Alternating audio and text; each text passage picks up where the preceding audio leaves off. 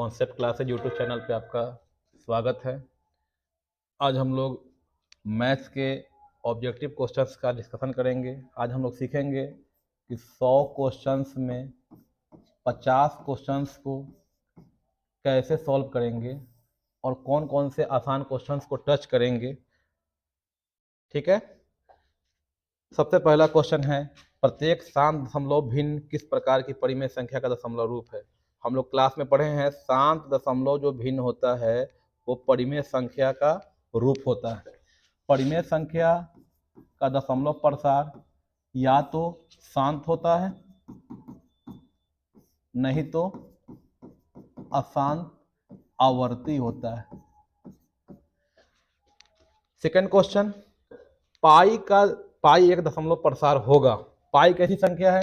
पाई एक अपरिमेय संख्या है। अपरिमेय संख्या का दशमलव प्रसार अशांत अनावर्ती होता है। अपरिमेय का जो दशमलव प्रसार होता है वो अशांत होता है लेकिन अनावर्ती होता है। ये सब क्वेश्चंस चैप्टर नंबर 1 के हैं और चैप्टर नंबर 1 से किसी भी एग्जाम में आपका क्वेश्चन मौजूद रहेगा। रूट 11 किस प्रकार की परिमेय संख्या है? रूट 11 रूट से जो भी संख्या बाहर निकल जाए, जैसे मसलन रूट 4 ये बाहर निकल करके +-2 हुआ तो ये परिमेय संख्या है जिसे हम क्यू से सूचित करते हैं। और जो संख्या रूट से बाहर ना निकले वो कैसी संख्या होती है? क्यू डैश यानी कि अपरिमेय संख्या होती है। ठीक है, तो ये याद रखेंगे। आगे आने वाले क्वेश्चंस जो आएंगे उसमें इस तरह का कॉन्सेप्ट यूज होगा। तो रूट 11 किस प्रकार की परिमेय संख्या है? यह एक प्रकार की अपरिमेय संख्या है। क्वेश्चन नंबर 4, दो संख्याओं का लघुत्तम समापवर्तक एवं महात्तम समापवर्तक समान हो तो वो संख्याएं कैसी होंगी? ये संख्याएं समान होंगी। जब समान संख्या होती है, मान लीजिए ए और ए कोई दो संख्या है, तो इसका एलसीएम भी ए होगा और एचसीएफ भी ए होगा, दोनों सेम होगा। ये कंडीशन है, इसको आप दिमाग में रखेंगे, इसको याद करके रखेंगे। क्वेश्चन नंबर 5, 3.232232223 यह एक अशांत अनावर्ती है, क्योंकि रिपीटेशन जो हो रहा है वो एक रूल के तहत नहीं हो रहा है, ये बिना रूल के बढ़ रहा है। तो ये हमारा एक अपरिमेय संख्या का एग्जाम्पल है। फिर उसके बाद द्विघात बहुपद ax² प्लस, यहाँ b छूट चुका है, bx प्लस c का आलेख किस प्रकार का होता है? यह परवलयकार होता है। इसको याद रखेंगे, ये आसान क्वेश्चन है। ऐसे क्वेश्चन को हम लोग सॉल्व करेंगे एग्जाम में। इस क्वेश्चन को हम सॉल्व नहीं करेंगे। क्वेश्चन नंबर 7 को थोड़ा लेंदी कैलकुलेशन का क्वेश्चन है। क्वेश्चन नंबर 8, n घात वाले किसी बहुपद में शून्यकों की अधिकतम संख्या कितनी होती है? तो जितना घात होता है उतना ही शून्यक होता है। n अगर घात है तो शून्यक भी कितने होंगे? n होंगे। मैथ का ये लॉजिक है, जितना घात उतना ही शून्यक। द्विघात 2 शून्यक, त्रिघात 3 शून्यक। रैखिक बहुपद जिसका घात 1 होता है उसमें शून्यकों की संख्या भी 1 होती है। उसके बाद क्वेश्चन नंबर 9, निम्न में कौन बहुपद नहीं है? आपको समझ में आना चाहिए। यहाँ पे घात 2 है, यहाँ पे घात 1 है, यहाँ पे घात 0 है, तो ये बहुपद होगा।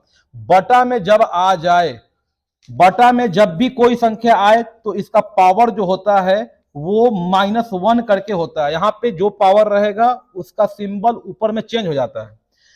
जैसे 1/x की पावर a, तो इसको अगर हम ऊपर में लिखेंगे तो यहाँ पे a का सिंबल प्लस में था a, तो यहाँ पे क्या हो जाएगा? माइनस में a हो जाएगा।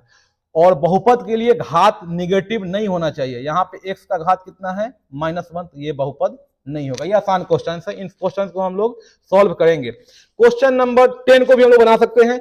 जिस समीकरण युग्म में लेखा चित्र यानी ग्राफ एक दूसरे के समांतर हो, एक दूसरे के समांतर ग्राफ जब होता है, लाइन जब एक दूसरे के समांतर हो तो ये कटता नहीं है, और जब नहीं कटता है तो हम लोग इसको बोलेंगे विरोधी युग्म है। कैसा युग्म है?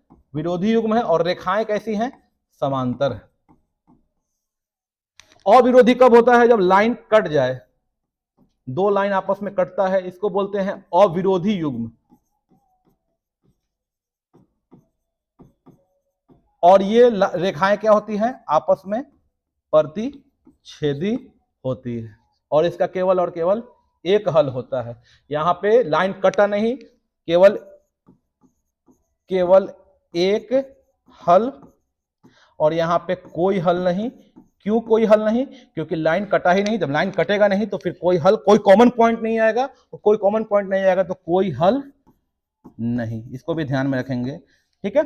उसके बाद हम लोग क्वेश्चन नंबर 11 को बहुत आसानी से कर सकते हैं। x का मान 1 रखना है और y निकालना है। तो देखो 2 into 1 minus 3y equal to 14। ये कैलकुलेशन का क्वेश्चन है, बहुत आसान कैलकुलेशन है, इसको माइंड में भी कर सकते हैं। 2 माइनस 3y इक्वल टू 14। यहां से 3y माइनस में है और ये 2 इधर भेजेंगे, 14 माइनस 2, तो माइनस में 3y इक्वल टू 2, 12, तो y equal to 12 by minus 3, यानी कि माइनस में 4। आराम से हम लोग इसको 10 से 15 सेकंड या 20 सेकंड में इसको सॉल्व करके इसका हम लोग आंसर टिक कर सकते हैं। देखो आपको मैथ के एग्जाम में ऑब्जेक्टिव 100 क्वेश्चंस में 50 क्वेश्चंस करने हैं। आपके पास 1 घंटा है, यानी कि 60 मिनट है। 60 मिनट में आपको 50 क्वेश्चंस करने हैं। आप उसमें आपको क्वेश्चन भी पढ़ना है, उसको OMR को भी पेंट करना है। तो आप कोशिश करेंगे कि 30 से 40 मिनट के अंदर सारे क्वेश्चंस का आंसर को टिक कर ले क्वेश्चन में, और 10 मिनट या 15 मिनट आप इसको भरने में देंगे OMR को, ठीक है। नहीं तो आपका एग्जाम में टाइम पता ही नहीं चलेगा। आप क्वेश्चन को जानते हुए भी OMR पे नहीं भर पाएंगे, और OMR पे नहीं भरेंगे तो आपका कोई भी क्वेश्चन काउंट नहीं होने वाला। जो OMR पे है वही क्वेश्चन काउंट होगा और उतना ही नंबर आने वाला है। तो इसको टाइम को मैनेजमेंट करके के ध्यान से बनाएंगे एग्जाम में। 13 नंबर क्वेश्चन कहता है द्विघात समीकरण के मूल वास्तविक और समान होने पर क्या होगा। देखो मूल वास्तविक कब होता है? जब d मूल वास्तविक कब होगा?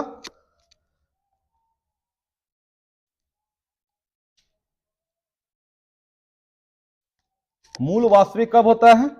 देखो एक द्विघात समीकरण है ax² plus bx plus c, ठीक है। तो d जो होता है वो होता है b² माइनस 4ac। अगर d का मान, 3 कंडीशंस होते हैं, कोई भी दुनिया का संख्या या तो पॉजिटिव है या निगेटिव है या 0 के बराबर है, ठीक है। तो पहला कंडीशन अगर d 0 के बराबर होगा तो मूल जो इसका शून्यक होगा या मूल होगा ये वास्तविक भी होगा और असमान होगा। दूसरा नंबर अगर d 0 के बराबर होगा तो यहां भी मूल वास्तविक होगा और एक समान होगा, बराबर होगा। मूल क्या होगा? बराबर होगा। अच्छा, असमान का कहीं कहीं जिक्र करता है तो वहां भिन्न भी लिख देता है।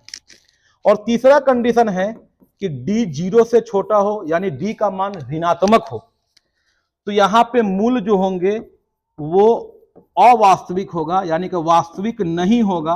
और जो चीज वास्तविक नहीं होती है वो क्या होती है? काल्पनिक होती है। और उसके रूट जो होते हैं वो संयुग्मक होते हैं, कॉन्जुगेट होते हैं, जो नेक्स्ट आपको 11th क्लास में इस क्वेश्चन का डिटेल्स डिस्कशन किया जाता है। तो यहां पे मूल वास्तविक एवं समान हो। मूल वास्तविक और समान कब होगा? जब d 0 के बराबर होगा। 14 नंबर क्वेश्चन समांतर श्रेणी का 12वां पद क्या होगा? 12वां पद क्या होता है? t 12 बराबर क्या होता है? क्लास में हम लोगों ने पढ़ा था a प्लस, एक घटा के लिखते हैं, a प्लस 11d। a का वैल्यू 5 प्लस 11, d बताओ क्या हो जाएगा? 9 में से 5 गया तो 4, तो आंसर क्या आ जाएगा? 5 प्लस 44, 44 5 49। हम इसको एग्जाम में क्या करेंगे? यहाँ पे टिक कर लेंगे। अभी OMR फिल नहीं करना है। OMR को फिल कैसे करेंगे हम लोग? OMR को फिल करेंगे हम लोग OMR को फिल करेंगे, पहले पूरा क्वेश्चन को, जो भी क्वेश्चन आता है उसको बना लेंगे, उसके बाद OMR को फिल करना है, ठीक है।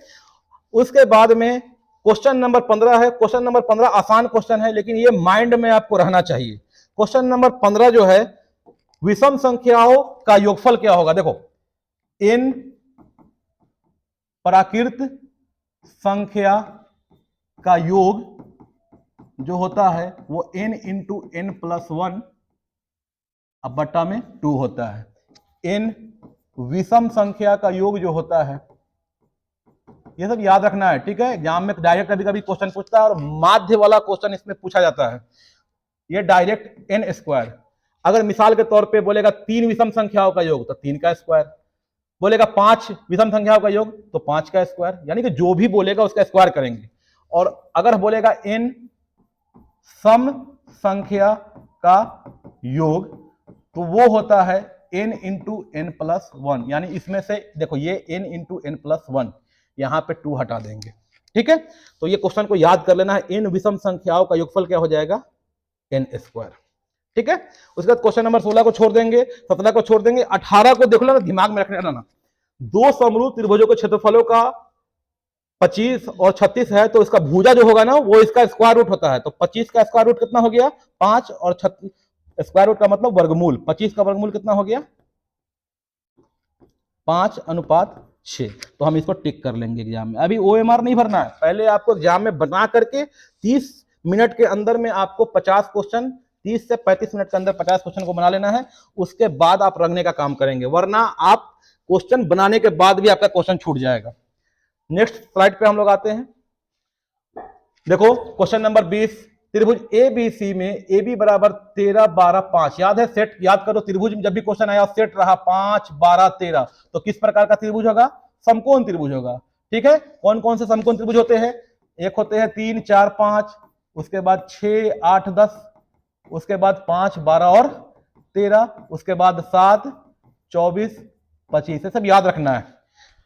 तो AB बोला है 13, AB बोल दिया है 13, तो BC कितना है, C यहां पे होगा, तो कौन सी के बारे में पूछा है, C कैसा त्रिभुज होगा। ऐसे भी सब बनाने की जरूरत नहीं है, जब भी त्रियक याद रहेगा 5, 12, 13, तो कोई ना कोई एंगल 90 डिग्री होगा। अब क्वेश्चन नंबर 21 है, बिंदु 4, 7 की x अक्ष से दूरी, x अक्ष से जो दूरी होती है, कोई भी बिंदु है x और y, x अक्ष से दूरी जो होती है, x अक्ष से जो दूरी होती है उसे हम y नियामक कहते हैं, उल्टा करना है। ठीक है, और y अक्ष से जो दूरी होगी वो हमारा x नियामक होगा, ये याद रखेंगे। तो x अक्ष से जो दूरी होगी तो y नियामक, यहां पे y नियामक क्या है 7, तो इसका आंसर क्या हो जाएगा option number C. Question number 22, ये दूरी सूत्र का क्वेश्चन है, दो बिंदु के बीच की दूरी है, आप क्या करेंगे बड़े में से छोटे को घटाएंगे, यहां पे a है यहां पे 0 है, तो a माइनस 0 क्या हो गया, जल्दी से करना है ना, ऑब्जेक्टिव है। फिर यहां भी a minus 0, a minus 0, a square plus a square, और याद रखेंगे जब भी स्क्वायर रहेगा दो चीजों पर और ये दोनों सेम रहेगा, इस दोनों के बदला में एक ठो लिख देंगे और रूट में क्या लगा देंगे 2 लगा देंगे। तो देखेंगे ऑप्शन क्या है, option number B √2a। X निर्देशांक को क्या कहते हैं, एक्स निर्देशांक को हम लोग भुज कहते हैं, और y को क्या कहते हैं, कोटि कहते हैं। तो एक्स निर्देशांक को क्या कहते हैं, भुज, तो ऑप्शन नंबर बी। देखो कितना आसान आसान क्वेश्चन है।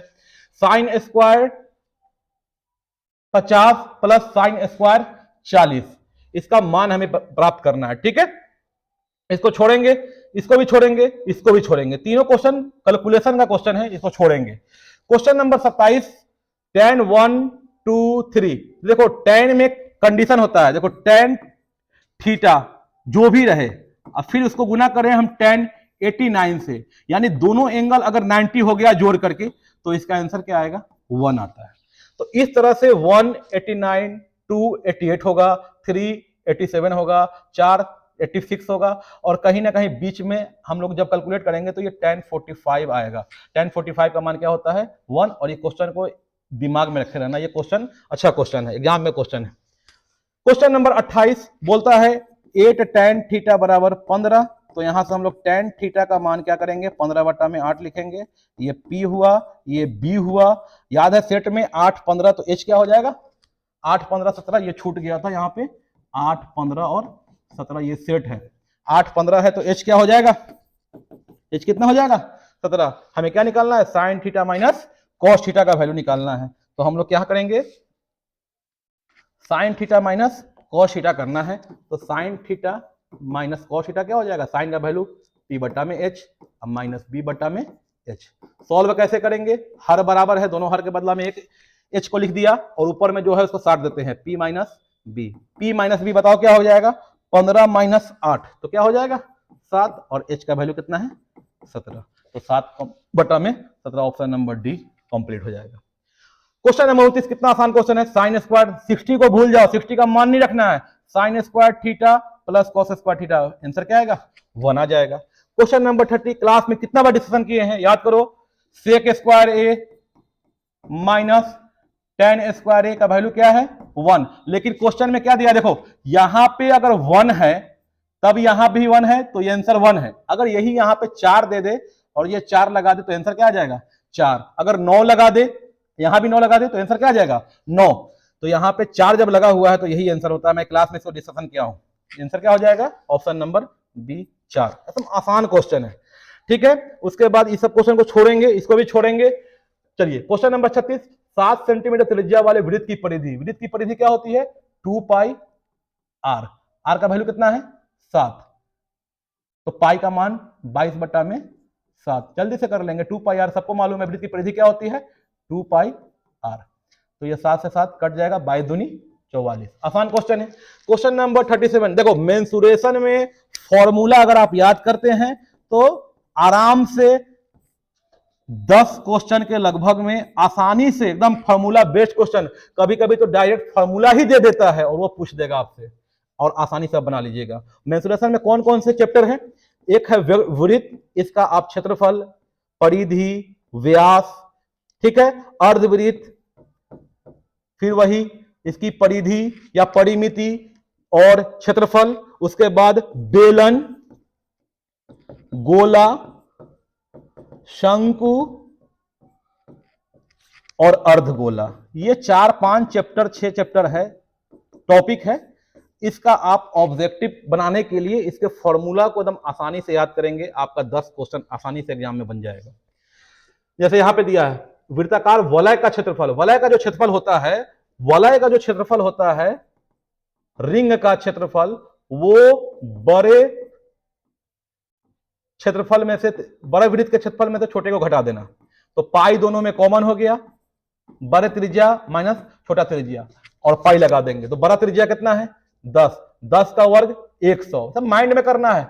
माइनस 7 का वर्ग 49, और क्या लगेगा पाई, ये घट के क्या हो जाएगा 51 पाई। इतना आसान क्वेश्चन था, फॉर्मूला बेस्ड क्वेश्चन है, ठीक है। इसको हम लोग छोड़ देंगे। अब देखिए शंकु की तिरछी ऊंचाई निकालना है, जिसकी त्रिज्या कितनी है 3 और 4 है। देखो शंकु का क्वेश्चन हम लोग कैसे सॉल्व करेंगे, शंकु का क्वेश्चन हम लोग कैसे सॉल्व करेंगे उसको देखते हैं। शंकु बनाएंगे, शंकु ये है मेरा, ये मेरा त्रिज्या होता है, त्रिज्या कितना दिया है 4, और ये ऊंचाई है जो 90 डिग्री पे होगा, ये ऊंचाई है।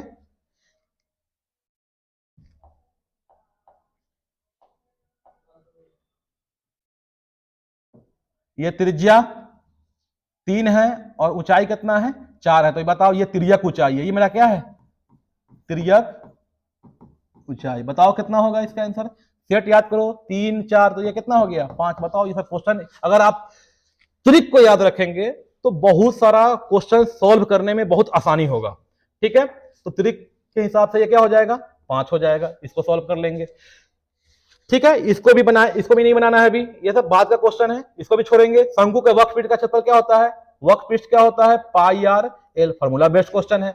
कि निम्न में कौन केंद्रीय प्रवृत्ति की माप नहीं है, सारा का सारा केंद्रीय प्रवृत्ति का माप है, माध्य भी है, बहुलक भी है, माध्यिका है, तो इनमें से कोई नहीं। इसको याद रखना इंपॉर्टेंट क्वेश्चन है, इसको याद कर लेंगे, ऑब्जेक्टिव में पूछ देता है कभी कभी।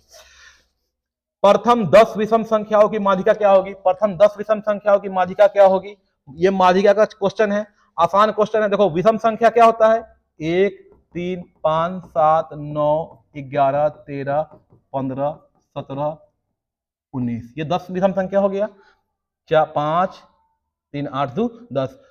अब जो माध्यिका होती है वो मिडिल टर्म होता है, तो मिडिल टर्म यहां पे सम संख्या है, तो क्या करेंगे 4 इधर से छोड़ दो और 4 इधर से छोड़ दो, ठीक है। तो मीड का टर्म जो ये है मिडिल टर्म है, इसका क्या करेंगे दोनों को जोड़ देना, माध्यिका के लिए मीडियन के लिए क्या करेंगे दोनों को जोड़ देंगे। तो 11 9 20, अब बट्टा में 2 कट के क्या हो गया 10, तो इसका आंसर क्या हो जाएगा 10 हो जाएगा, ठीक है। अगर सम संख्या रहता है, जैसे देखो 1 3 5 1 3 5 और 7 और 9 रहता तो माध्यिका डायरेक्ट बीच वाला होता क्योंकि विषम संख्या था। लेकिन सम संख्या में क्या करते हैं, जो मिडिल टर्म निकालते हैं दोनों को जोड़ के फिर 2 से भाग दे देते हैं, इसका एवरेज निकलता है। निम्न में किसका निर्धारण आलेख द्वारा नहीं किया जा सकता, माध्य का निर्धारण आलेख द्वारा नहीं किया जा सकता। फिर परिसर निकालना है, कितना आसान क्वेश्चन है। परिसर क्या होता है, उच्च सीमा माइनस निम्न सीमा। 30 में से 5 को घटा देंगे तो क्या आ जाएगा 25। तो ऐसा ही हल्का हल्का क्वेश्चन को एग्जाम में बनाना है। भारी क्वेश्चन को जो लेंदी कैलकुलेशन है उसको हम उस पर टाइम ही नहीं देंगे, हमको आता भी है बनाने फिर भी हम नहीं बनाएंगे। चलो क्वेश्चन नंबर 47 देखो, कुल कितना है संख्या, तो 9, तो बट्टा में 9 आ गया। उसमें बोल रहा है किसकी प्रायिकता, विषम संख्या आने की प्रायिकता। विषम संख्या गिन लो, 1 विषम संख्या है, 3 है, 5 है, 7 है और 9 है, तो कितनी संख्या आ गई 5, 5/9 आंसर आ गया। निश्चित घटना की प्रायिकता नहीं होती, प्रायिकता कभी भी माइनस में नहीं होती, आपको मालूम है ना, प्रायिकता का मान कभी भी माइनस में नहीं होता और 0 से छोटा ये 1 से बड़ा नहीं होता। प्रायिकता का कोई भी मान 0 से बड़ा होता है या बराबर होता है और 1 से छोटा होता है। ठीक है, क्वेश्चन नंबर 49, प्रोबेबिलिटी का क्वेश्चन करके आना है। हमने क्लास में बताया था ना, प्रोबेबिलिटी से आप आराम से 10 नंबर का क्वेश्चन एग्जाम में कर लीजिएगा। देखिए, एक थैला में 5 उजला 7 लाल गोलियां हैं, तो कुल गोली कितना हो गया 12। तो ये दोनों ऑप्शन तो ऐसे ही कट गया कि 12 नीचे आएगा, तो 12 तो है ही नहीं नीचे। अब बोल रहा है गोली निकाले, कैसा गोली होना चाहिए, लाल। लाल कितना गोली है 7, तो 7/12। अब बताओ इसमें कोई टाइम लग रहा है क्या, तो फिर हम क्यों ऐसा भारी भारी क्वेश्चन पे टाइम देना जाए। जैसे ये हाइट एंड डिस्टेंस का क्वेश्चन है या हाइट एंड डिस्टेंस का क्वेश्चन है, ऐसे क्वेश्चन पे हम टाइम नहीं देंगे। एक पासा फेंकने पर 4 आने की प्रायिकता, पासा फेंकेंगे तो कुल कितना संख्या आएगा 4। 4 कितना बार, कुल संख्या 6 आएगा और 4 कितना बार आएगा, सिर्फ और सिर्फ 1 बार आएगा 4। पासा फेंकेंगे तो क्या आएगा 1 2 3 4 5 और 6, तो कुल संख्या कितनी है, कुल घटना 6 हो गया। 4 कितना बार आएगा, सिर्फ और सिर्फ 1 बार आएगा, तो आंसर क्या आ जाएगा 1/6। तो ये हमारा आंसर हो गया। फिर क्वेश्चन नंबर 51, इसको भी बनाएंगे क्योंकि ये दूरी सूत्र का क्वेश्चन है। दूरी सूत्र का क्वेश्चन हम लोग पूरा का पूरा बनाएंगे। दूरी सूत्र का, सीजी का क्वेश्चन, प्रोबेबिलिटी का और मेंसुरेशन का और त्रिकोणमिति का, ये सारे क्वेश्चन से ही आपका 50 नंबर आसानी से आ जाएगा। जैसे ये है दूरी सूत्र से, तो आपको मालूम है बड़ा में से छोटा घटाना है, तो 2 में से घटाना है -2, तो पहले से माइनस है तो बाद में क्या हो जाएगा प्लस हो जाएगा। अब दोनों में क्या बड़ा है 3 बराबर, 3 में और -3 में कौन बड़ा है, दोनों सेम है, तो सेम में कोई दिक्कत नहीं है, सेम में से घटा दो। दूरी सूत्र आपको आना चाहिए, 2 + 2 क्या हो गया 4 स्क्वायर प्लस 3 का 0 स्क्वायर हो गया। 0 का तो कोई मतलब ही नहीं है एग्जाम में, तो 4 √4 का स्क्वायर, आंसर क्या आ गया स्क्वायर से ये 4 आ गया, दूरी सूत्र से ये 4 आ गया। तो इस तरह से हम लोग आसान आसान क्वेश्चन दूरी सूत्र का, प्रोबेबिलिटी का, ये क्षेत्रमिति का, ठीक है, ये हम लोग क्वेश्चन सॉल्व करेंगे। उसके बाद क्वेश्चन है द्विघात का समीकरण, बहुपद का क्वेश्चन दिया है x² - x + 4। जैसे देखो ये क्वेश्चन आसान क्वेश्चन है, x² - x + 4। यहाँ पे बताओ a क्या है, x² में जो गुना हो वो x² कहीं भी रहे, उसका गुणनफल जो होता है, गुणांक जो होता है वही a होता है। b x में गुना, x में कितना गुना है 1, लेकिन 1 कौन सी में है माइनस में है, तो -1 हो गया। और c कांस्टेंट टर्म है, c कितना है 4 है। तो पहला क्वेश्चन बोला है शून्यकों का योग बताइए, तो -b/a फॉर्मूला होता है ये, माइनस पहले से माइनस है तो माइनस कोष्ट करके लिखेंगे और a नीचे लिख दिए, माइनस माइनस +1 प्लस लिखते हैं, चलो लिख देते हैं 1/1, तो क्या हो जाएगा आंसर 1। अगर यही क्वेश्चन को बोलता अल्फा इंटू बीटा बताइए, ये दिया नहीं है मैं बता रहा हूँ एक्स्ट्रा में, तो ये होता है ये c/a, c का वैल्यू क्या है c का वैल्यू कितना है 4, अब बट्टा में a, यानी कि क्या हो गया 4। चलो ये एक्स्ट्रा था, ये अल्फा प्लस बीटा क्या होता है 1 होता है, लेकिन इसको अभी ध्यान में रखेंगे, इस तरह का भी क्वेश्चन पूछ देता है, ठीक है। तो हमारा क्या हो जाएगा इसका आंसर 1, ऑप्शन नंबर सी। देख रहे हो, हम ये सब क्वेश्चन नहीं बनाएंगे, क्यों नहीं बनाएंगे, क्योंकि लेंदी क्वेश्चन है, ठीक है। क्वेश्चन बनेगा, जब नहीं बनने वाला हो, मजबूरी में टाइम है तो बनाएंगे, टाइम उस पर देंगे, लेकिन आसान क्वेश्चन को पहले हम लोग डिस्कशन करेंगे। चलिए, अभी आपने बताया 54 नंबर देखो, प्रोबेबिलिटी का क्वेश्चन है, PE + PE', किसी भी घटना के घटने की प्रायिकता और उसके नहीं घटने की प्रायिकता हमेशा क्या होता है, इसका आंसर 1 होता है, आसान क्वेश्चन है। π/4 त्रिकोणमिति का क्वेश्चन है, sin π/4 - cos π/4, पाई का मान जो होता है 180 होता है, तो π/2 इसको आधा करो तो ये 90 हो जाएगा, π/3 180/3 कितना हो जाएगा 60, π/4 कितना हो जाएगा 45, π/6 कितना हो जाएगा आपका 30, ठीक है। तो बोला है sin π/4 - cos π/4, यानी कि sin 45 ये पूछा क्या है, साइन 45 माइनस कॉस 45, दोनों का मान बराबर होता है, तो ये कट करके आंसर क्या आ गया, 0 आ गया। हम उसको बनाएंगे ही नहीं, मान रखेंगे ही नहीं, क्योंकि साइन 45 और कॉस 45 बराबर होता है, और मैथ में दो बराबर चीज जब माइनस में रहेगा और प्लस में रहेगा तो कट करके आंसर क्या लाता है, 0 लाता है। अब देखो कितना आसान क्वेश्चन है स्टैटिक्स का, सांख्यिकी का। वर्ग चिन्ह बराबर क्या होता है, ऊपरी सीमा प्लस निम्न सीमा बटा में 2, तो इसको भी कर लेंगे।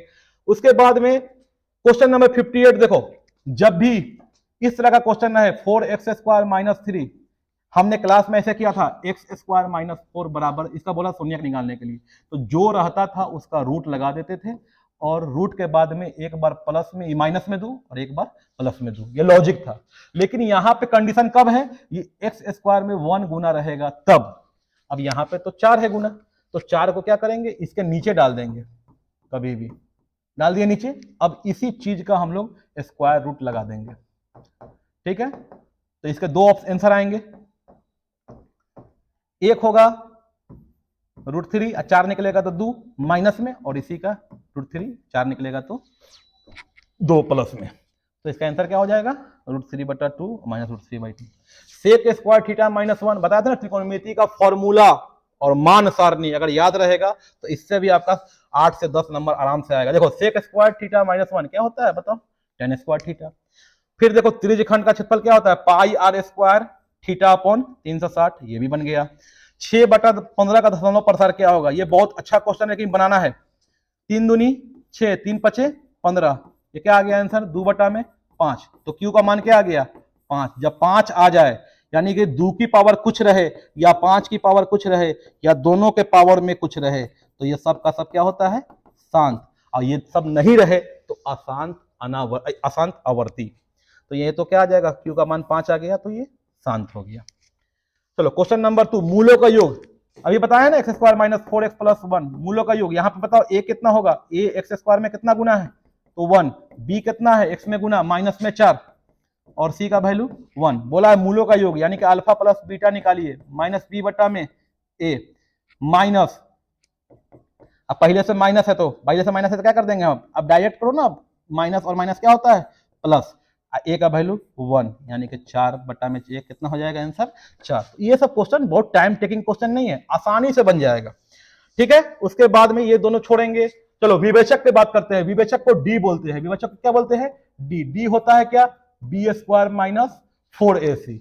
बी का वैल्यू यहां से बताओ, x में कितना गुना है, ये b है मेरा, कितना है 7 का स्क्वायर माइनस 4। ए का वैल्यू बताओ, x² में कितना गुना है, तो 5, और सी जो कांस्टेंट है ये माइनस में 9 हो गया। तो 7 7 49 माइनस माइनस प्लस 5 चौका 20, 20 9 180, आंसर क्या आ गया 229। अब बताओ, ये कैलकुलेशन का क्वेश्चन है, लेकिन इस क्वेश्चन को एग्जाम में बनाएंगे, क्योंकि आसान, ये बनाने के बाद आपके अंदर कॉन्फिडेंस आएगा कि हम क्वेश्चन को बना लेंगे, ठीक है। चलो अब बताओ, प्रथम n प्राकृत विषम संख्याओं का योग। अभी बताया है ना, n विषम संख्याओं का योग आंसर क्या आता है, n² होता है। सम संख्या का n इंटू n प्लस 1, और प्राकृत संख्या का n इंटू n प्लस 1 अब बट्टा में 2। ये सम का हो गया और ये प्राकृत का हो गया। ये याद रखना, एग्जाम में क्वेश्चन को सॉल्व करने में आसानी पैदा करेगा। समांतर श्रेणी, ये क्वेश्चन 14 7 10 ये क्वेश्चन मिस प्रिंट है, इसको छोड़ देंगे। सभी समबाहु त्रिभुज क्या होते हैं, देखो सभी समबाहु त्रिभुज, सभी समबाहु त्रिभुज समरूप होता है, एक ही तरह का होता है। ये समबाहु त्रिभुज में भी लागू होता है। सभी वृत्त भी समरूप होते हैं, सभी आयत समरूप होता है, 2 आयत को लिख लो। सभी वर्ग समरूप होते हैं। ये सब आकृति क्या होती है, समरूप आकृति होती है। आसान क्वेश्चन है, इसको बनाएंगे, ठीक है। अब देखो चतुर्थांश वाला क्वेश्चन, ये सीजी का क्वेश्चन है। हम लोगों ने क्लास में सॉल्व किया था सीजी के क्वेश्चंस को, और बोला था सबसे पहले चतुर्थांश के बारे में डिस्कशन किए थे। चतुर्थांश क्या होता है, ये देखो फिर से मैं थोड़ा सा कर रहा हूं, फर्स्ट, सेकेंड, थर्ड और ये फोर्थ। ये हमारा एक्स अक्ष, ये हमारा वाई अक्ष। ये वाला इलाका प्लस एक्स और ये वाला माइनस, ये वाला प्लस और ये वाला माइनस। और हमको मालूम है कि हमेशा एक्स वाई में पॉइंट डिनोट करते हैं, तो पहले एक्स आता है बाद में वाई आता है। तो इसमें क्या हो गया, दोनों प्लस होंगे, इसमें x माइनस में और y प्लस में, इसमें दोनों माइनस में आएंगे, और इसमें x प्लस में होगा और y माइनस में होगा, ठीक है। तो देखो यहाँ देखो सिंबल क्या है, यहाँ पे माइनस है और ये भी माइनस है, दोनों माइनस में, तो कौन सा चतुर्थांश हो जाएगा, तृतीय चतुर्थांश हो जाएगा। ये आसान क्वेश्चन है, ठीक है, जो थोड़ा सा पढ़े हुआ ये सब आसानी से बनाएगा। क्वेश्चन नंबर 23, तीन बिंदु संरेख होगा। बिंदु संरेख कब होता है, जब त्रिभुज का क्षेत्रफल क्या होता है, 0 होता है। आसान क्वेश्चन है। साइन थीटा, देखो साइन थीटा किसके बराबर है, साइन किसका उल्टा होता है, कोसेक का उल्टा होता है, तो ये आंसर हो गया। देखो ना फॉर्मूला, ट्रिगोनोमेट्री का फॉर्मूला बेस्ड क्वेश्चन कितने पूछे गए हैं। ये क्वेश्चन देखो 3 थीटा बराबर 90 है, 3 थीटा बराबर क्या है 90, तो यहां से कट करके 3 से ये 30 हो जाएगा थीटा, थीटा बराबर क्या आ गया 30, तो cos 30 का मान क्या होता है, साइन 60 के बराबर होता है, तो साइन 60 का मान क्या होता है, √3/2 होता है। क्वेश्चन नंबर 76, कॉन्सेप्ट सीखो। tan 15 और tan 75 दोनों जोड़ेंगे तो 90 हो गया, तो गुणनफल कितना होगा 1 होगा। tan 20 और tan 70 दोनों का योग कितना है 90 है, तो गुणनफल क्या होगा 1 होगा, तो 1 गुना 1 आंसर क्या आ जाएगा 1 आ जाएगा। इस क्वेश्चन को बनाएंगे। अच्छे 77 में स्टार लगा रहा हूं, इसको बना, इसको दिमाग में रखना, जब भी घर और छाया दोनों का लंबाई सेम हो, शैडो दोनों किसी वस्तु का लंबाई और शैडो का लंबाई जब सेम होता है तो एंगल 45 बनता है। इसको दिमाग में रखेंगे, नहीं भी रखोगे तो कोई बात नहीं है, ठीक है। चलिए नेक्स्ट क्वेश्चन 81 नंबर क्वेश्चन देखेंगे। दो वृत्तों के क्षेत्रफलों का अनुपात, देखिए हमने बताया था कि क्षेत्रफल दिया हुआ है x² अनुपात y², दो वृत्त का, ये वृत्त 1 ये वृत्त 2 है, तो त्रिज्या जो होगा ना इसके अंडर रूट अंडर लगा देना, वर्गमूल होता है, तो रूट निकालेंगे तो क्या आएगा x अनुपात y, और जो अनुपात त्रिज्या का होता है वही अनुपात किसका होता है, परिधि का होता है। तो ये सब डायरेक्ट सॉल्व करेंगे, x इंटू वाई, इसको याद रखना है, बहुत हेवी आई कॉन्सेप्ट है, इसको दिमाग में रखेंगे, ठीक है। तो बताओ x² का वर्गमूल क्या होगा x हो जाएगा, तो पहला ऑप्शन क्या है, यहाँ पे पहला ऑप्शन x है, तो y पे ध्यान ही नहीं देंगे क्योंकि x जब आ गया तो ये तीनों ऑप्शन गलत हो जाएगा, x इंटू x अनुपात y, ये हमारा आंसर हो जाएगा। उसके बाद नेक्स्ट क्वेश्चन है, r त्रिज्या वाले अर्धवृत्त की परिमिति बताओ। अर्धवृत्त की परिमिति क्या होती है, अर्धवृत्त कैसा होता है, ये हमारा अर्धवृत्त है, तो वृत्त की परिमिति क्या होती है 2πr, तो इसका आधा कर दिए, और अर्धवृत्त में एक लाइन ये भी तो होता है, तो इसमें एक त्रिज्या यहाँ पे और एक त्रिज्या यहाँ पे, प्लस और r प्लस r क्या हो गया 2r, तो ये 2 से 2 कट गया, πr प्लस 2r, लेकिन हम लोग याद कैसे करते हैं pi plus 2 into r, option में क्या दिया πr प्लस 2r, तो घबराना नहीं है, ठीक है। परिमिति इस तरह से भी निकाल सकते हैं। फिर देखो कौन थीटा वाले त्रिज्यखंड का क्षेत्रफल, देखो त्रिज्यखंड का क्षेत्रफल क्या है πr² थीटा अपॉन 360, ठीक है, तो ये आसान हो गया। देखो क्षेत्रमिति का फॉर्मूला से कितना क्वेश्चन पूछे जा रहे हैं, निम्न में कौन वृत्त के क्षेत्रफल का सूत्र है, वृत्त का क्षेत्रफल क्या होता है πr², r त्रिज्या के गोले का आयतन, पूरा फॉर्मूला बेस्ड क्वेश्चन है, 4/3 πr3, जो याद करके जाएगा सीधा सीधी मार देगा। r त्रिज्या वाले गोले का पृष्ठ क्षेत्रफल क्या होता है 4πr² होता है, क्या होता है 4πr²। 87 देखो बहुलक कौन है, जो कौन सा आंकड़ा बहुत बार आया है वही बहुलक होता है, तो यहाँ 7 एक बार 2 बार 3 बार और 4 बार, तो बहुलक क्या हो जाएगा 7, ठीक है। अब इसको छोड़ते हैं, एक सिक्के को एक बार उछालने पर चित आना, एक सिक्का उछालेंगे तो कितना आएगा परिणाम, हेड आएगा नहीं तो टेल आएगा, और आना क्या है ऊपर में चित आना, यही चित है मेरा, तो ये आंसर क्या आ जाएगा 1/2। अच्छा चित न देकर बोलता पृष्ठ आना, तभी भी 1/2, ठीक है, चित नहीं आना तभी भी 1/2, चित नहीं आना मतलब क्या हुआ पृष्ठ आना, या ऐसे उल्टा भी पूछ सकता है कि पृष्ठ नहीं आना तो क्या आएगा वो चित्र आएगा, चित आने का मतलब 1/2। अभी हम लोगों ने पढ़ा कोई घटना, यदि ई कोई घटना हो तो PE plus PE dash, PE plus PE dash, इसका आंसर क्या आएगा बताओ 1 आएगा। अच्छे एक ऑब्जेक्टिव प्रोबेबिलिटी में ये भी पूछता है, कभी कभी बोलेगा ऑप्शन में कि प्रायिकता निम्न में प्रायिकता का मान क्या होगा, तो याद रखना 0 से बड़ा होता है PE और 1 से क्या होता है, ये ऑप्शन में ही कभी कभी दे देता है, और कभी कभी ये ऑप्शन में ही दे देता है, तो इन दोनों को दिमाग में रखेंगे, ठीक है। किसी घटना की प्रायिकता नहीं होती है जो माइनस में होता है, प्रायिकता का मान कभी भी 1 से बड़ा नहीं होगा, यानी प्रायिकता कभी भी 1 से बड़ा नहीं होगा, और प्रायिकता कभी भी माइनस में, प्रायिकता कभी भी माइनस में नहीं होगा, या माइनस में कभी भी नहीं होगा, ये प्रायिकता कभी भी माइनस में नहीं होता है। चलिए क्वेश्चन 92, 1 + 2 + 3, माध्य क्या होता है, एवरेज क्या होता है, माध्य क्या होता है, माध्य को ही एवरेज बोलते हैं। माध्य बोलता है आंकड़ों का योग। तो जोड़ना क्या है, किसको किसको है, 1 + 2 + 3 डॉट डॉट डॉट n आंकड़ा है, आंकड़ों का योग बटा कुल आंकड़ा। कुल आंकड़ा कितना है, n। और अभी हमने बताया 1 + 2 + 3 n प्राकृत संख्याओं का योग क्या होता है, n × n + 1 अब बट्टा में 2। अब पहले से क्या है n, तो n से n क्या हो गया, कट गया, तो आंसर क्या आ जाएगा, n × n + 1 बटा में 2। अच्छा दोस्त, कभी कभी हम लोग आंसर को सही बनाते हैं लेकिन OMR में या ऑप्शन में गलत मार लेते हैं, इसका भी ध्यान रखेंगे आप, ठीक है। 94 नंबर क्वेश्चन आपको बनाने आना चाहिए। दो वृत्तों के क्षेत्रफल कितना दिए हुए हैं, क्षेत्रफल कितना दिया हुआ है, एरिया कितना दिया हुआ है, 4:9। तो रेडियस बोला है, इसका स्क्वायर रूट लगा लेंगे। 4 का वर्गमूल क्या हो जाएगा 2, और 3 का कितना हो जाएगा, 9 का कितना हो जाएगा 3। तो इससे भी हम लोग आसानी से बना लेंगे 2:3, ठीक है। उसके बाद tan थीटा किसके बराबर होता है, ये फॉर्मूला बेस्ट क्वेश्चन है, cot 90 - थीटा।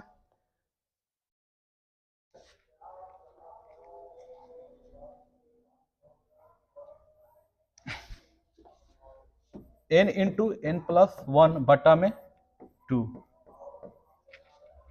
तो ये n से n कट गया, देखो ये n + 1, ये ऑप्शन होगा, n × n से n कट गया, n + 1 बटा में 2। देखो सही बनाने के बाद भी हम लोग गलत बना लिए, तो इसको हम लोग इरेज करते हैं थोड़ा।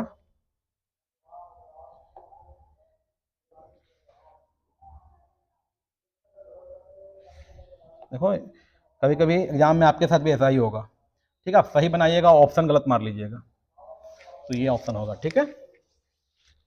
उसके बाद क्वेश्चन का था tan 60 का मान बताओ। tan 60 के लिए लॉजिक देखो, tan 30 अगर किसी को याद है 1/√3, तो ये tan 45 होता है और ये tan 60 होता है, तो ये दिमाग में रखेंगे इसको, ठीक है। मैथ में फॉर्मूला याद करना है तो लॉजिकली याद करना है, चीजें आपके अंदर में इनबिल्ट होना चाहिए, आप जो चीज याद कर रहे हैं आपके माइंड में क्लिक होना चाहिए, तभी याद करने का फायदा है, वरना याद करने का कोई फायदा नहीं है। तो tan 60 का मान क्या हो गया, √3। फिर देखो 99 नंबर चतुर्थांश का क्वेश्चन है, दोनों प्लस में है। दोनों प्लस में जब हो, देखो यार 3 भी प्लस में है 5 भी प्लस में है, दोनों प्लस में कब होता है, जब ये प्रथम में रहता है, किस में रहता है, फर्स्ट में रहता है। ये हो गया। y अक्ष से जो दूरी होती है वो कौन सा नियामक होती है, x नियामक। x नियामक, y अक्ष से जो दूरी होता है वो कौन सा नियामक होता है, x नियामक। और x नियामक यहाँ पे कितना है 3, तो ये हमारा आंसर हो गया 3।